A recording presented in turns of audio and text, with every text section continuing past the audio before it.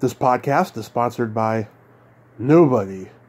Hey dudes, welcome to Splat from the Past, the only 80s themed horror sci-fi show where things could get totally radical. Now tonight, we will be paying tribute to the gorgeous, the iconic, the vivacious, the late Jayne Mansfield. I will be talking to April Vivier. She wrote the book Puffblicity. You gotta love that title. It's an awesome title. And we're going to be paying tribute to Jayne Mansfield.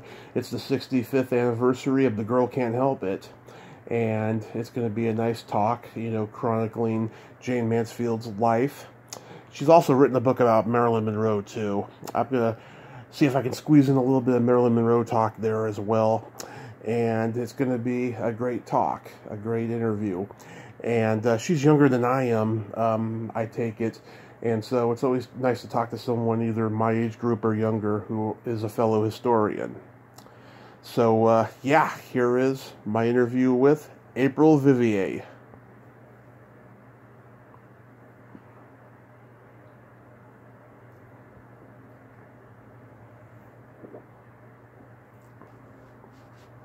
Hello. Hey, April. Welcome to the show. How are you tonight? I'm doing great. How are you? I am just spectacular. I want to thank you so much for taking the time tonight. This is amazing. I'm very excited to be on. Thank you so much for having me. My pleasure.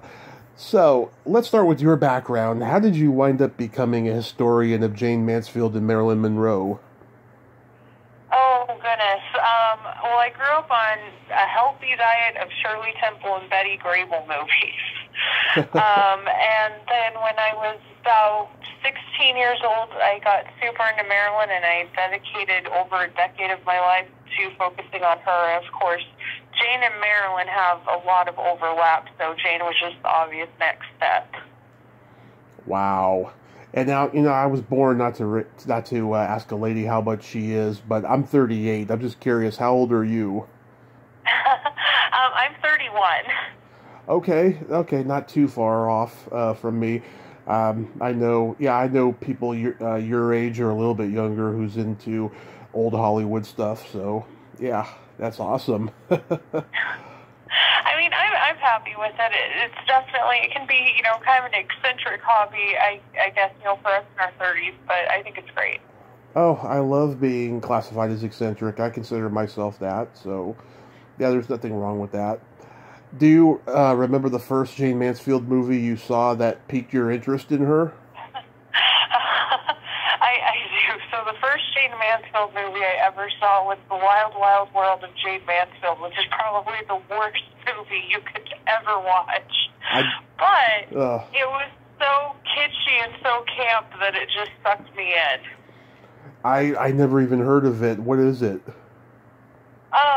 So it actually was released after her death. It's this travel log that she never got to do the voiceovers for, so it's actually someone dubbing in her voice. Mm-hmm. And it's just Jayne going all over the world talking about basically sex around the world. She talks about prostitutes in Italy. Oh. She, goes to a drag show, which it was mostly filmed in 64, so in 64, going to a drag show is kind of a big deal. And it's an absolute mess, but it's 100% a Jayne Mansfield mess. Oh my God, I love that premise though. That is awesome. Yeah, no, it probably would turn most people off from watching anything she's associated with, but for me, I was like, this woman is just me. Like, I love this so much. Yeah, it sure sounds like it. Yeah, my early reference for Jayne Mansfield, I didn't see a movie of hers until maybe 20 years ago. But my earliest reference to her was there was a movie in the 80s called Spies Like Us with Dan Aykroyd and Chevy Chase. And there's a scene, I actually found out that this was a reshot ending. There's a scene where they're trying to negotiate with Russia, and they negotiate with a trivia question. And Dan Aykroyd asked the question, what Little Richard song is the title of a 1950s movie starring Jayne Mansfield? And that was my earliest reference to Jayne Mansfield. And then I saw The Girl Can't Help It maybe 20 years ago or something like that, and I've loved her work ever since. Yeah, no, she's one of those people. It's genuinely amazing because I feel like so many more people, know who she is even than they did 20 years ago. And her, I'm sure Mariska being so successful at SVU has definitely contributed to that. But Jayne has become such an icon for so many people, and I think it would amaze her how many people still remember her, 50 plus years after her death. People remember the blonde bombshells the most, I think, and I think it's always going to be that way. I think they stand out because their hair is so blonde, and they just have those red lips and, nice bodies. I'm not saying that, brunettes are not good to look at either, but for some reason, people are just attracted to the blonde bombshells.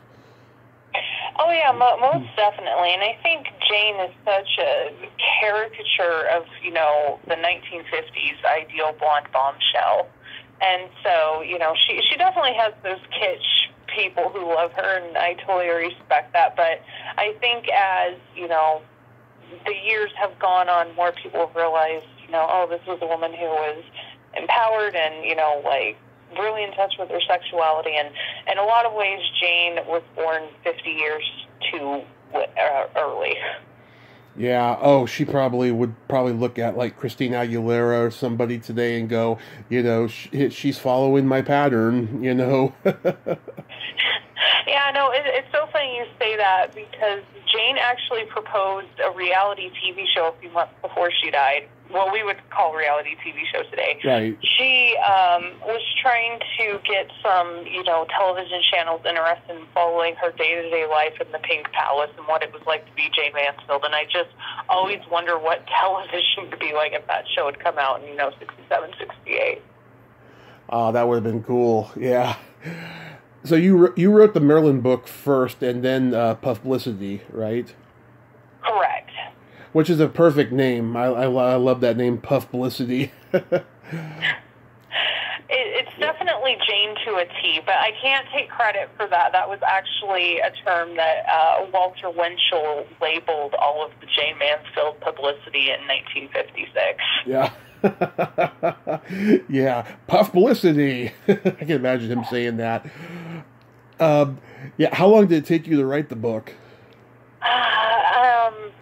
That was about three years of research went into that book. So writing it was kind of the easy part at that point. It was just paring down, what I thought people would be interested in.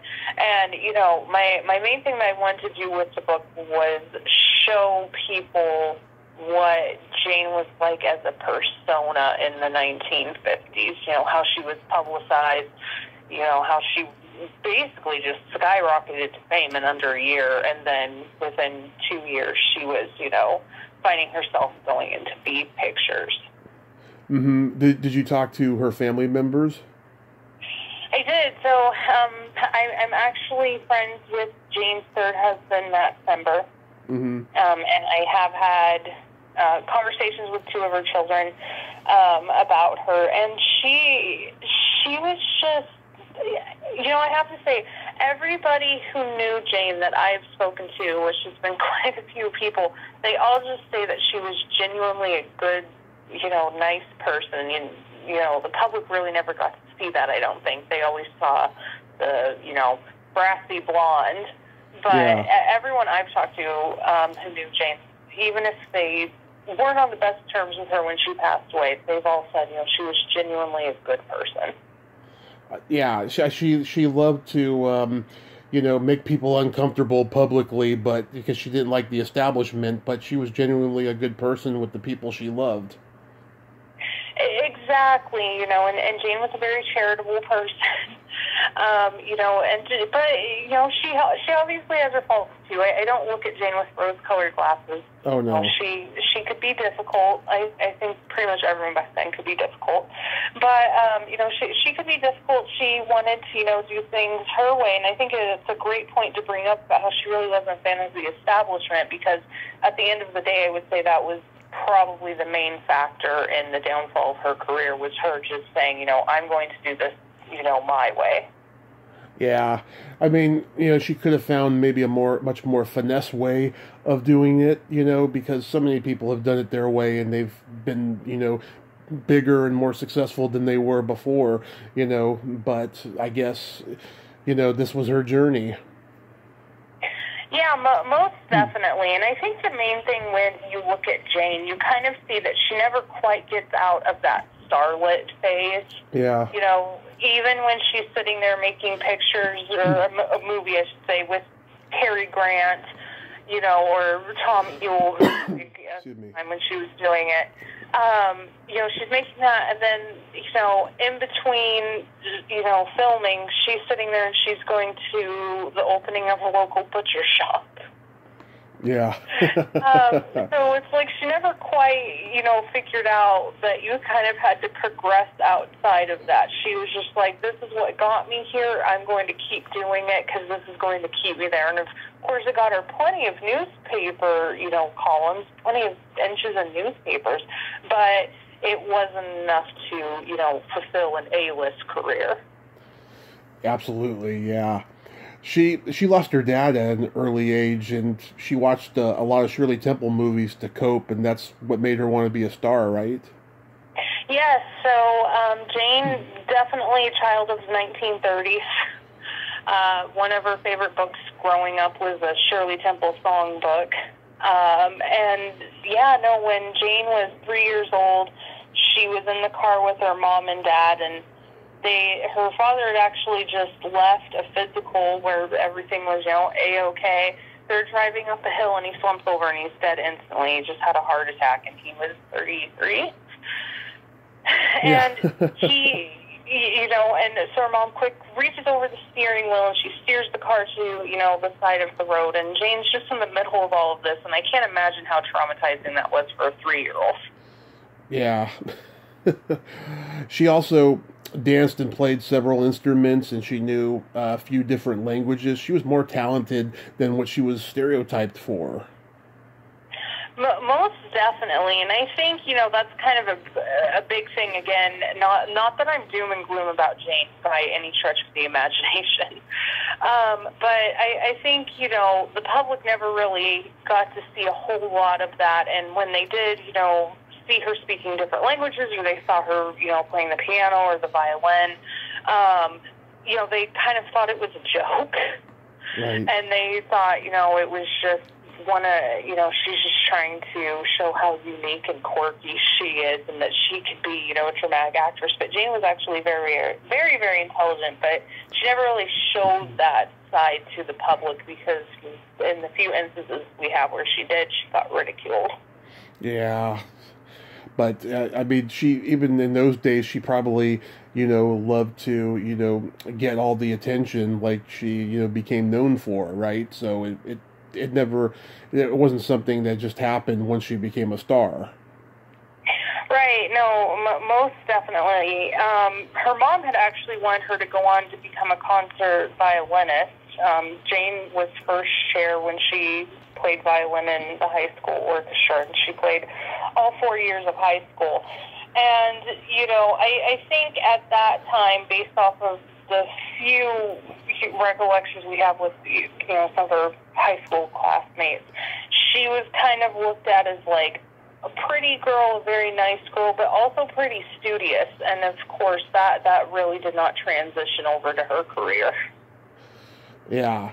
Now, I know that she got married and pregnant just barely out of high school, but was that fueled by, like, a bad relationship with her mom and she wanted to get out of the house? So she became pregnant with Jayne Marie, when she was 16. Jayne was pregnant before she got married, even though she liked to claim that she got married before she got pregnant, but of course it's the 1950s and she's going to stick with that. And then during her high school graduation dinner, Paul, her husband, or soon-to-be husband, got up and said, you know, we're getting married and Jayne's pregnant. But for Jayne, I think it really was something that, you know, I don't want to say she didn't know how it happened, because she obviously did. Yeah. But I think it was something that she really wasn't prepared for what could happen if she was doing that. And of course, like I said, we're talking about the 1950s, so sex education is far from the best.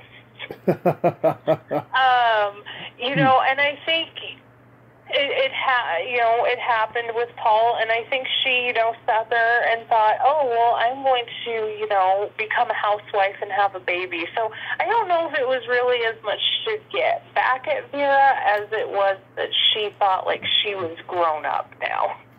Yeah, because that became pretty common by the late 60s and the early 70s. You know, teenagers were getting married, getting each other pregnant so they could get out of the house. I mean, my mom was definitely that. You know, she got married at 18 and then had my brother at 19, like not long after that. It's pretty common. Nowadays, I think, I don't know how it is nowadays really, but it seems like the younger generations are more careful, you know, when it comes to sex. Yeah, most definitely, and, you know, I doubt that Jayne really even knew what a condom was. Yeah. But, you know, I think she lives herself as an adult, and I think even today we see teenagers, they think I'm an adult, but as you very skillfully pointed out, teenagers today are much more careful with things. I know. I can't remember the last time I saw a pregnant teenager. Probably when I was in high school 20 years ago. It was pretty common. There was a girl in my junior high class in 7th grade who was pregnant. I mean, it happened a lot back then. Yeah, no. There were definitely girls who became pregnant when I was in high school, but I don't really see. And I mean, I'm glad. You know, not that I obviously think that teenage moms can't be, you know, great moms. Jayne was a great mom. Mm-hmm. But I do think that it's a lot to put on, you know, obviously on somebody who is still a child. So, you know, I'm glad that people are being safe. So if young people listen, good job on being safe. Yeah, absolutely. Now, here's an interesting anecdote that I found out that I did not know. She studied acting with Sidney Lumet's father. She did. They worked together for on and off based on when Jayne could afford acting classes for a couple years. Mm-hmm. And he actually would talk to different scouts who had come to Texas looking for talent. And one of them was Milton Lewis, who is at Paramount. He saw Jayne, most likely when she was performing in Death of a Salesman. And he said, when she's ready, you know, send her out to me. So, you know, he got Jayne ready, and Jayne went out for her Paramount audition when she moved to Los Angeles for the second time. And, of course, it didn't go well, but, you know, he did get that for her. And how old was she when she officially started doing the modeling work? So Jayne started modeling when she was in college. Okay. So probably around 18 years old. But the, you know, connection with Blue Book and working in Los Angeles as a model, it's likely that she did a little bit when she made the first move in 1951, but the career that we think of, or Jayne's modeling career, no matter how brief it is, that would have been about 1954.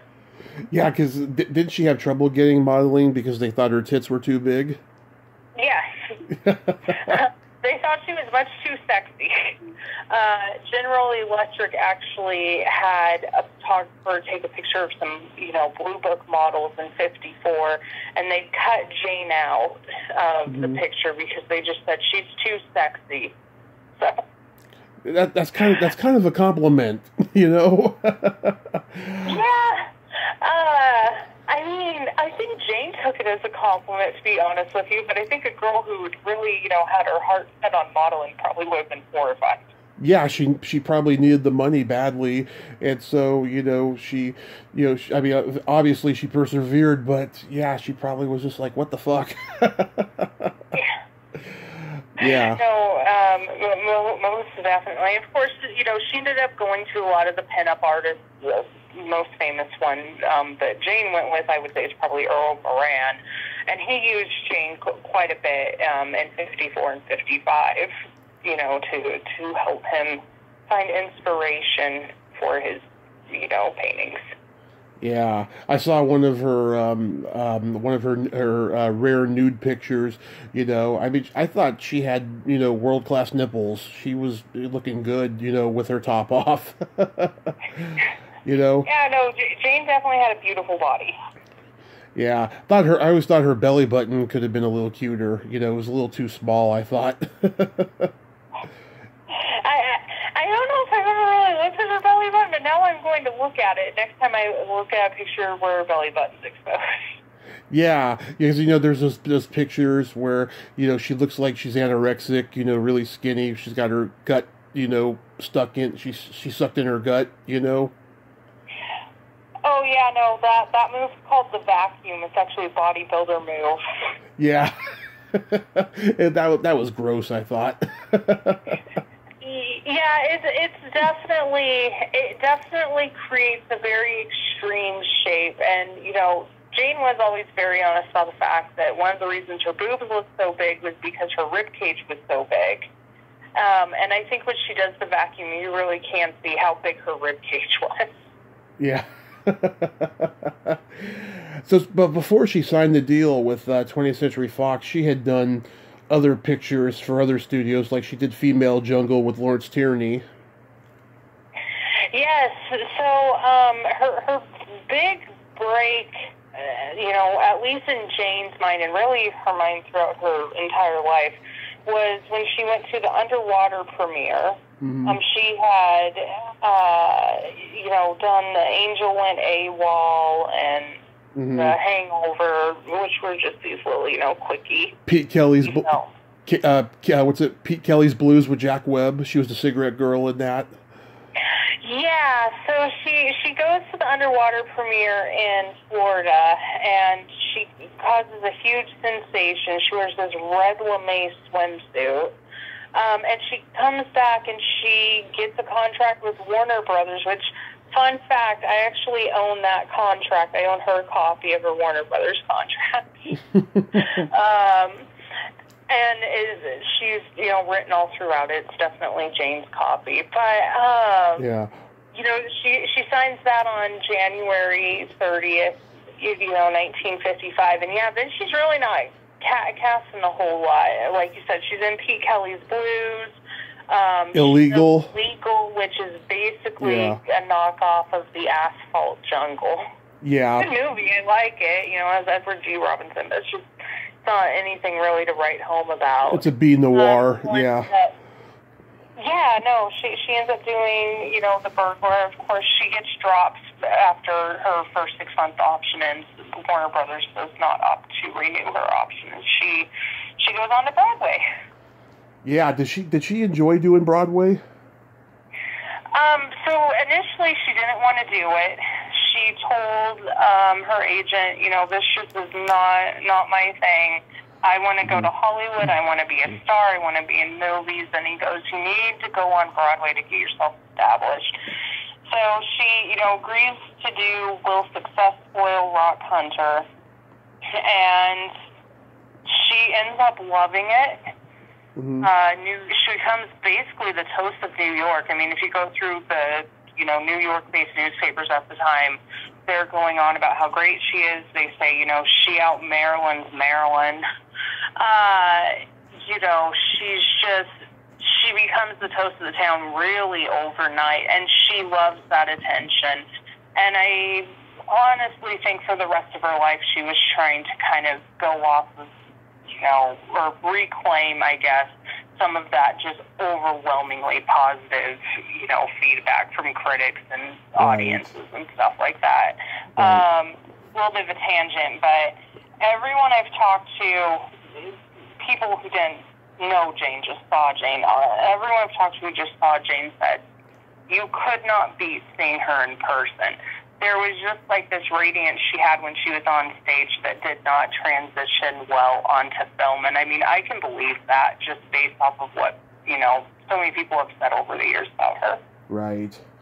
And I'm only paraphrasing this, but it said something on IMDb like she was working at the movie theater that she saw the premiere of Female Jungle, and after the movie was over, she had to go back to selling popcorn or something like that. Yeah, and she was only paid $150 for that movie.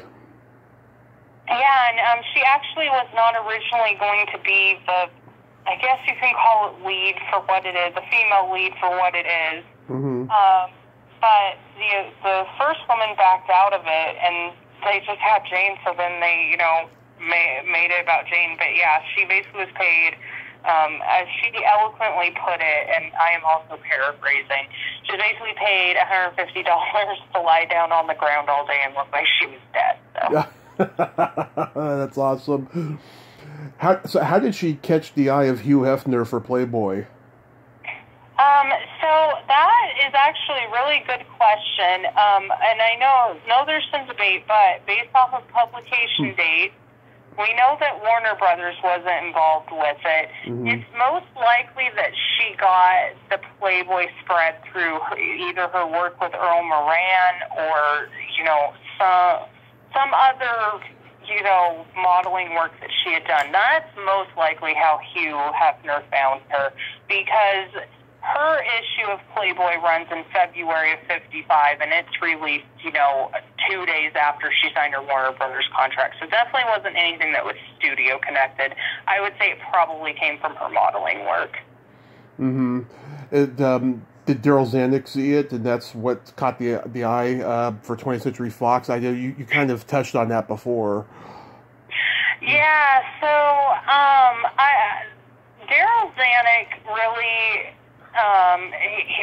he's out of Fox by the time Jayne signed with Fox. Oh, I didn't know that. He's left, but Skank and, you know, kind of the rest of the Fox cronies who are still around, I think they do look at Jayne not so much as somebody who's going to keep Marilyn in line, because Marilyn, when Jayne is signed, has her own production company. She's, you know, working on Bus Stop.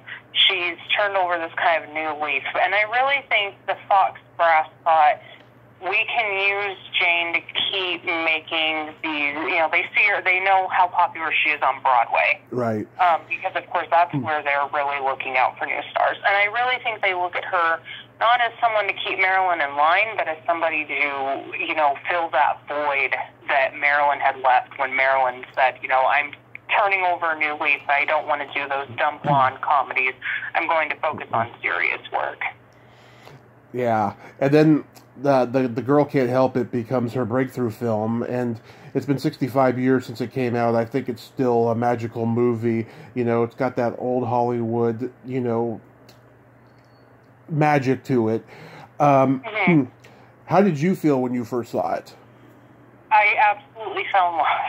Yeah. Completely different reason than what I loved about The Wild Wild World of Jayne Mansfield. But I think Jayne is at her peak, and I hate saying that, but I genuinely think she is. I think that she looks radiant. She plays the part perfectly. It's very over the top. It's very, you know, it very much reflects Toshlin and what was important for him to portray on the screen. And I really think it's easy to see why Jayne would have been, you know, kind of his blonde bombshell muse. Right. Right. Yeah, I saw Tom Ewell in The 7-Year Itch long before I saw this movie, so I knew what I was in for when I was going to see it, you know. I was very happy that he was in it. And if I'm not mistaken, this is probably like the first movie that was like incidentally popular amongst teenagers, and this is what, you know, was the precipice of starting the teen movie genre, when they were putting, you know, rock and roll stars in movies after this. Yeah, most definitely. Of course, Fox originally wanted Elvis in the very small cameo that we see Eddie Cochran in, but, you know, the Colonel demanded too much money, and Fox wasn't willing to pay for it. But yeah, it's definitely like more of a teen-oriented flick. You know, obviously it's very, I don't want to say jazzy, but for the time, you know, there's rock and roll in it. It's very music-oriented, and I think that's really what drove that movie to success, was the teenage audience rather than, you know, a more mature audience. Yeah, oh, it's funny you bring up that Elvis story. I think that's the reason why Elvis didn't make any more movies after his first movie, Love Me Tender, for 20th Century Fox. They went to MGM and Paramount. After that, I think they got mad at him for not being in this movie. Yeah, no, I wouldn't be shocked. They, you know, and I mean, it would have been nice to see Elvis in it, and it would have been a simple thing for him to film, but of course it didn't happen. Yeah. But of course, you know, Eddie Cochran's in it. He plays 20 Flight Rock in the movie, which is probably one of the most covered songs in history. It's been covered from everyone from the Rolling Stones to Sammy Hagar's first band, Montrose. It's a great song.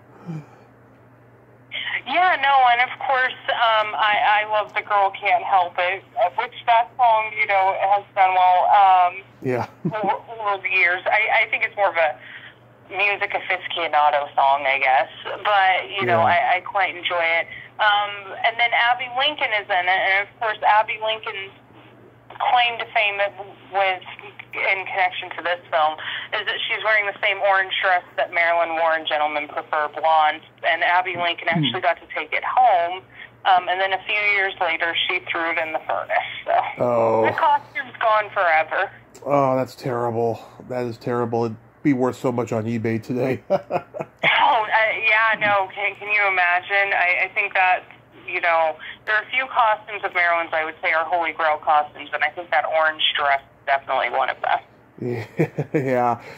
I didn't realize Frank Tashlin directed. He had just directed Martin and Lewis's last movie, Hollywood or Bust, which is my favorite Martin and Lewis movie. And some critic wrote something like, you know, Tashlin took, you know, all the Hollywood satire that he did with the Looney Tunes cartoons and completely gave it some honesty with The Girl Can't Help It. Yeah, and, you know, I think that's why both The Girl Can't Help It and Well Success Spoil Rock Concert, because of course he directed both, I think they both definitely show I don't want to say seedier sides of Hollywood, but I think they show a more realistic view of Hollywood. Of course, we're getting very different viewpoints with both films, but I think, you know, he does it in a fun, engaging, and entertaining way, but it's also very much in both films a sharp critique of what happens behind the scenes. Right, absolutely. And she won the Golden Globe for, like, promising newcomer for the movie, right? She did. Jayne was the 1957 most promising newcomer awardee. Unfortunately, to my knowledge, there are no photos of her receiving the award, which you would think there would be some, but none have ever come up. So fingers crossed that they eventually come up. Did she ever win an Oscar? No, unfortunately she didn't. The closest she ever got to an Oscar was when she modeled clothes from Gigi for the, you know, best costume design category. And did she ever present at the Oscars? She did not present. She presented multiple times at the Golden Globes, but never at the Oscars. Ah, that's interesting. Yeah. How did go ahead. Oh, sorry, go on. I lost my train of thought. Oh, no, I was just going to say, I think the thing with Jayne was she didn't really have, like, that longer starlet period that we see with most female stars. Her starlet period really only lasts about 6 months. You know, so usually during this time, you know, the Oscar presenters were up-and-comers who'd been in the industry for a little bit, like Marilyn Monroe, you know, for the 1951 ceremony. Right. Or it's, you know, people who are well-established. And Jayne was sitting there. She, didn't get that really prolonged period. And then, of course, when she's a star, it's a very flash-in-the-pan type of thing. So yeah. I think there's a reason she didn't present, is my main point. Yeah. You'd see, people who were like the flavor of the month or something like that just go present there, or someone who won in the previous years, of course. Right. Yeah, most definitely. So how did she handle her instant fame? I mean, was she able to maintain her sanity when she wasn't doing all these publicity stunts and everything? That's a good question. I think she got what she wanted. Mm-hmm. I think that she still prioritized having, kind of that 1950s nuclear family, mm-hmm. Husband and wife, and have a couple kids. And I think she thought she could have it all, and of course she couldn't. Yeah. But I don't think there was a drastic change in her personality during this time. I think obviously as her life progressed, there were some very, very big personality fluctuations. But during this time when she's, rising and she finally reaches what will be for her is the pinnacle of success, I think she was actually pretty even-keeled. I mean, she worked hard with her fan clubs to, keep her fans engaged with what she was doing. Yeah. She, was willing to sit there and talk with everybody. She's living, the movie star life of her dreams. Mm-hmm. But I've never heard people say that Jayne was a particularly, snobbish person. I mean, she could definitely be materialistic and she could be a narcissist. I'm not going to pretend that she didn't have those, qualities. But she's never, snobbish or anything, or she never, sits there and poo-poos the little man. And I think, part of the appeal of celebrities is, we fantasize about them, but we know we're never going to meet them. And the thing with Jayne is Jayne never wants her fans to feel like that. She invites them to her house, like I said, in between filming A-list pictures. She's, sitting there and going and opening the local butcher shop and signing autographs for, 6 hours in the rain when she's, overseas working with Bob Hope. And I think, she never really loses touch with the public from the standpoint of her accessibility, but she loses touch with what they want. Yeah. What was her sense of humor like? Did she have a body sense of humor? So according to Mickey, she could have a dirty sense of humor, which I quite like. Yeah, same here. But, she's supposedly actually pretty serious on things. Yeah. She's, not super clowny when you are actually talking to her. She's pretty serious. She's very driven. But I would say her sense of humor is probably that she's able to make fun of both herself and the time she's living in. It's just people didn't always get that she was in on the joke. Love it. Then, right after she did The Girl Can't Help It, she broke out of her bombshell image pretty fast with the Wayward Bus. It took Marilyn, probably quite a while to break out of that, but Jayne, she just, went into that. Yeah, no, she basically finishes The Girl Can't Help It. She, goes with Bob Hope on his USO tour that December, and she comes back and she starts filming The Wayward Bus. And of course she plays, they call it a bubble dancer, but she's obviously supposed to be a stripper. Yeah. And I think it's a good part. I don't think that the script is the best script. Yeah. And I think it probably would have been better actually filmed in color, even though I am a huge proponent of black and white films. Yeah. I think it actually could have gotten a little more like that bus stop vibe, which is what I would say Fox was aiming for with it. Yeah. But, instead it was made relatively cheaply. But, she has a good supporting cast. The director originally didn't want Joan Collins to do the film, but after, he worked with her, he realized that she was perfect for her role. But Dan Daly is absolutely miserable while making the film. Mm-hmm. And he has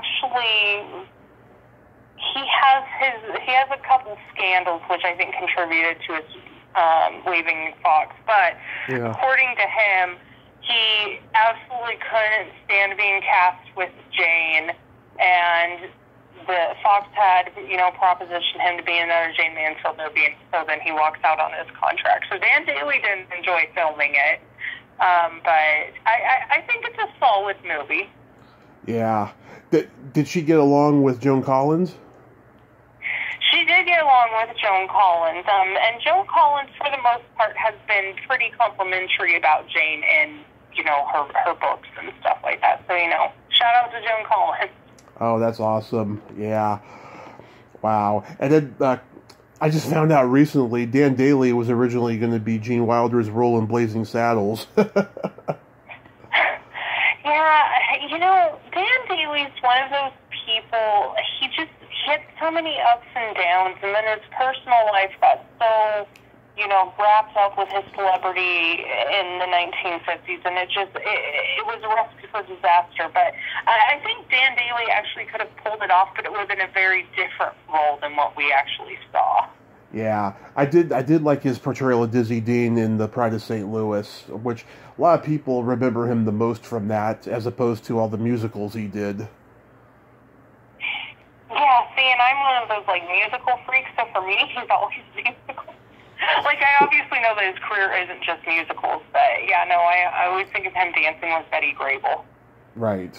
Yeah, speaking of Betty Grable, Jayne played a woman based on her in the George Raft story.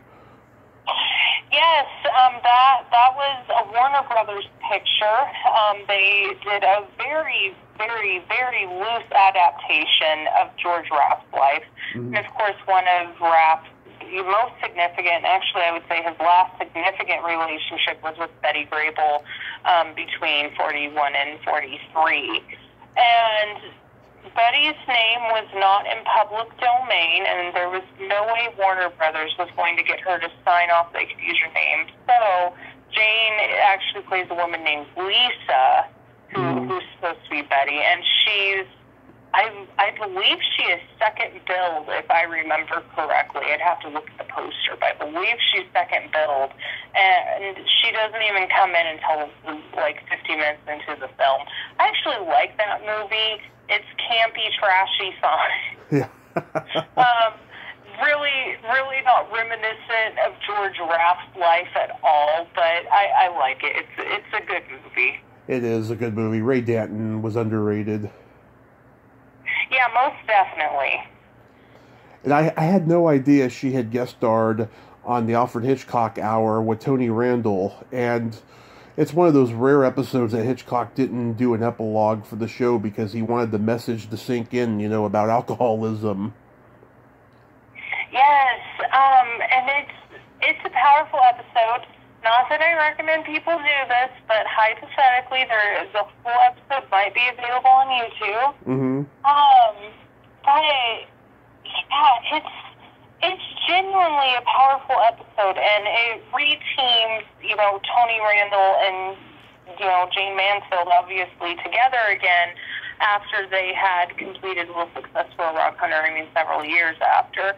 But Jayne is just very raw in this role, and I really think, because Jayne had started to struggle with alcohol by the time, that this was filmed, and I really think that some of her rawness is, a self-reflection on what she was going through in her personal life.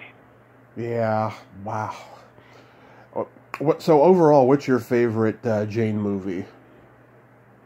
Oh, goodness. So I'm not going to be one of those, crazy people who's I just love absolutely everything. Yeah. But I will say I have usually a special connection to all of them. But if I had to pick one movie that I think everyone should see if they want to see a Jayne movie, I have to go with The Girl Can't Help It, followed closely by Will Success Spoil Rock Hunter. Yeah, The Girl Can't Help It will always be mine, you know, no matter what. I just think it's a great movie. Yeah, it really is a great movie. It's super fun. It's, you know, it's not long. You can, you know, obviously get through it pretty quickly. And the storyline is just, you know, really, in my opinion, zinger after zinger. It's just, it's fun, it's witty, it has a little bit of something for everyone. I saw a quote of hers on IMDb that I couldn't agree with more.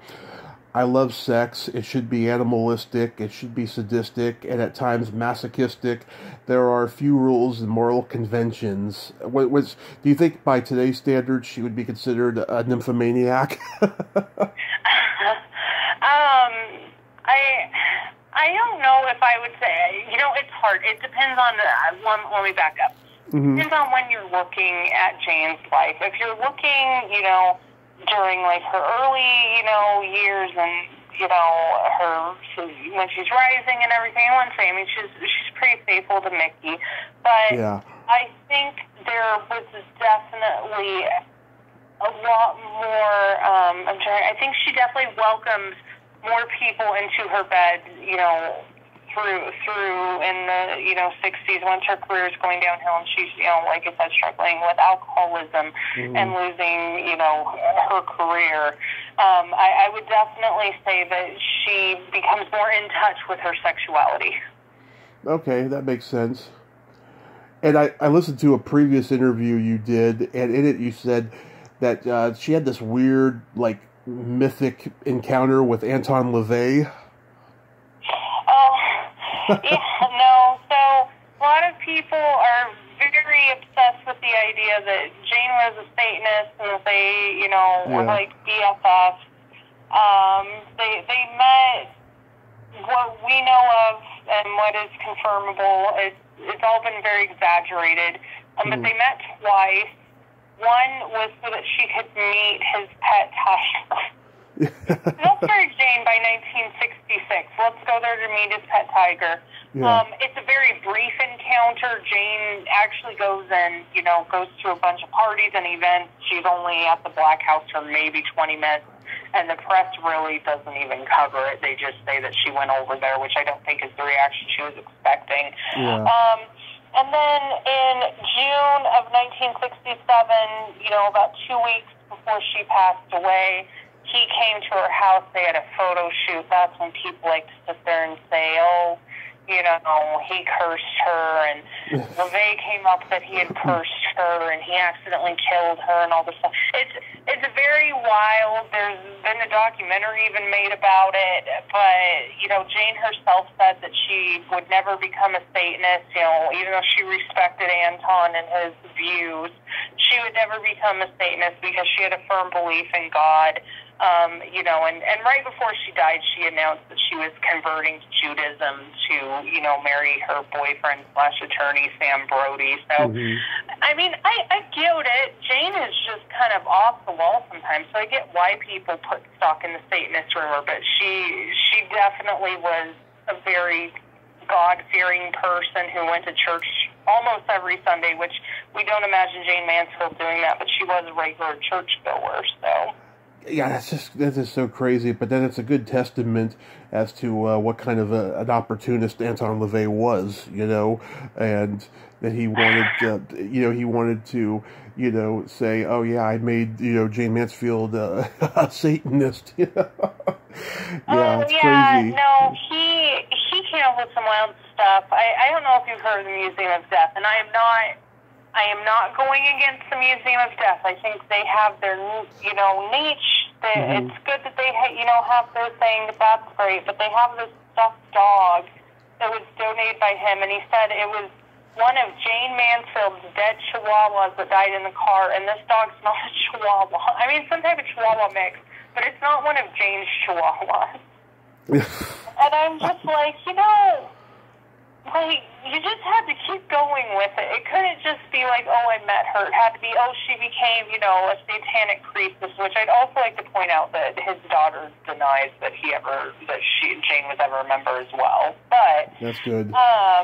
You know, it became, you know, she was a satanic priestess, and it became, you know, then it became that he killed her, and, you know, then it became that she willed him her dogs, which makes absolutely no sense. But, you know, then he got the dog stuffed, and now it's staying at the Museum of Death. But, you know, it's just kind of like, that's his thing, but, yeah, very, very much an opportunist.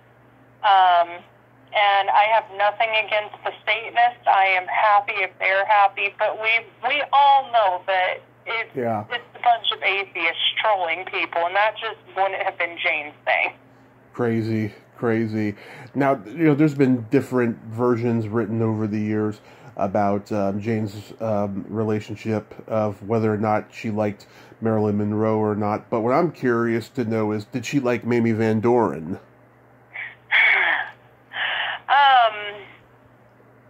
So I'm going to try to be very diplomatic in my answer on this. Okay. Jayne most definitely did not like Mamie in the 1950s. Mm-hmm. When they filmed the Las Vegas Hillbillies together, she, you know, demanded a lot of things. Mamie was also supposed to star with her in Promises, but Jayne just made a lot of demands that made Mamie leave. Mm-hmm. I think that Jayne had more respect for Mamie when she realized that they were going for the same roles, but I don't think she ever really liked her on a personal level. Mm-hmm. But that doesn't mean that things that Mamie has, you know, said over the years are untrue either. I think that, you know, they did frequent a lot of the same hot spots, and they went to a lot of the same parties, and I think, you know, they probably did talk, you know, or were civil with each other when these things happened, but I wouldn't say that they were like BFFs. Yeah. I mean, God, she's 90 years old and she looks 40 with all that Botox she's had now. It's well, she claims it's all natural. She says it's all natural. She's got to have some work done. There's no way she can look that good, you know, at 90. But I just love how she has no filter. You know, I've seen interviews that she's done, and she says things like, you know, yeah, I sucked so-and-so's dick in 1950 or whatever it was. Yeah. I just love that. That's awesome, you know. Well, you know, and I think that's one of the main things that really endears Mamie to people, is that she's so open about things, and, you know, she lets it all hang out, and it is either like, you take it or you leave it. And I love that she has that mindset. I don't think Jayne could have ever quite gone as far as Mamie has, since, you know, Mamie's gotten older, but they were just, in a lot of ways, they have similar personalities. In other ways, they were completely different. And, you know, they didn't mesh, and it's fine that they didn't mesh. It's like Jayne was her own worst enemy, and she had probably an addictive personality, right? Yeah, Jayne, I would say that's fair. Jayne was a very much, you know, she could be very narcissistic. Yeah. And she would get in these things, you know, like, well, it's all about me. Yeah. And, you know, it did affect some of her personal relationships, and it also affected some of her professional relationships. Ann B. Davis famously absolutely hated working with Jayne. Yeah. She thought, which of course she plays Alice Brady, or not Alice Brady, but Alice on the Brady Bunch. Yeah. And she just, you know, said Jayne was an alcoholic, she was unprofessional, she was mean, she couldn't stand her, you know, blah, blah, blah. Mm-hmm. Which is funny because, you know, Matt Simber directed the play they were both in, and I've talked to Matt, you know, about this a few times, and he always says, you know, Jayne was very professional, you know, there was never anything like that. So it is funny hearing, you know, people's differing opinions. Right. And especially Matt has no reason to defend Jayne. But, you know, I think... Yeah, I think there's definitely some narcissistic undertones with Jayne that would have prevented any, like, real friendship with Mamie. But I think she, you know, especially if she had a little bit to drink, she probably got in reflective mood. Yeah. Before the pandemic hit, did you ever go down to Dearly Departed tours in Hollywood? I did. I actually signed my book down there. Oh, really? So you know Scott? Yes. Yeah. That's great. Yeah, my friend Terry Bolo, she was his cashier at the memorabilia shop for 7 years. I bought stuff from Terry probably like 20 times. Oh, God, she'll be happy that I talked to you then. Yeah, so in 2019, I got to go down a couple of times before the place closed in early 2020. And the first time I went, or maybe it was the second time, maybe it was the first, it was one of the times, most likely the first. We went into the museum and we saw the replica of Jayne's car that crashed. And, I sent you my bio earlier, so I had a car crash. I got pretty bad post-traumatic stress disorder from seeing that. Even though I don't have a clear memory of what happened the night I had my crash, it just had trauma, come flooding back in that moment. And I told Terry what happened, and she's like, "Oh, God, I'm so sorry. I forgot to tell you about that card that's in there." And I'm like, "No, it's okay. It looked pretty cool. It looked very believable. I thought that it was really cool. I wish I had taken a picture of it, but I was just too traumatized to do it." No, so that's Jayne's actual car. Oh, it is the actual one? It's not a replica? Yeah, that's the actual car. Yeah. Scott had to hunt that down, but that's the actual car she died in. Yeah. Scott has been very generous and has let me go in by myself to look at it. I have seen that car, because I can remember before Joey departed even had the car, but I probably saw that car a good 5 or 6 times, and I can't tell you anything about it. Yeah, it was... I can tell you the angle that it hit, but that's more so because I have the, accident diagrams, because I have a copy of the police report, which shout out to my friend Frank for giving that to me. Yeah. But I really can't tell you anything about the car. And yeah. I think, it's definitely a hard thing to discuss. Mm-hmm. And I think it's one of those, and if I say anything, you can tell me to shut up, but that's okay. It's one of those things that I think it appeals to, a certain demographic, and I very much respect Scott for, displaying that, because I think it's an excellent reminder, of what can happen in car accidents and how horrible, they can be. But for me, I've blocked it out, and Scott has been, like I said, very generous. He's let me look at the car by myself and, do stuff like that. But I'm just like, I can't tell you anything about it. Yeah, I was just saying though, I had that experience and it was pretty profound, and I just couldn't believe just how beaten in it was, and just, God, that was a pretty bad accident, mine was pretty bad, I was in an SUV, with a driver, and that SUV was totaled, but not totaled like Jayne Mansfield's car was. Yeah, Jayne's is just, There's basically not really a front seat anymore. Yeah, it's sad. It really is. So to get happy now, has the book gotten positive feedback? Yeah, for the most part. You kind of have to have a tough, from doing stuff like this. You kind of have to have a tough skin on things. So, but yeah, it's overwhelmingly positive. From what I've seen, so that part's good. Oh, that's good. Are you working on a new book? I am. So I had the 60s book almost done, and then my computer deleted the whole thing. So, oh, I'm so sorry. I know what that's like. Trust me. Yeah, no, I was just like, oh my gosh. And then I've been working on it again, and then I actually had a house fire. Oh my God. I was like, I think I need to take a break from the Jayne books right now. But no, I'm currently working actually on a book that's about some of the blonde bombshells of 20th Century Fox and how their careers intersected. Oh, like Betty Grable, and who else was there? Yeah, so I'm primarily focusing on Alice Faye, Betty Grable, Carol Landis, Marilyn, and Jayne. Okay, so it's going to be like a whole mesh of all of them. Right, and just kind of how, like, in, like, that 20-year period, they really keep Fox afloat, you know, until the studio system collapses. Wow, that's a good idea. Yeah. Oh my God, the stories I've heard in recent years about Daryl Zanuck. Did you ever hear that story about Shirley Temple? Oh, yeah.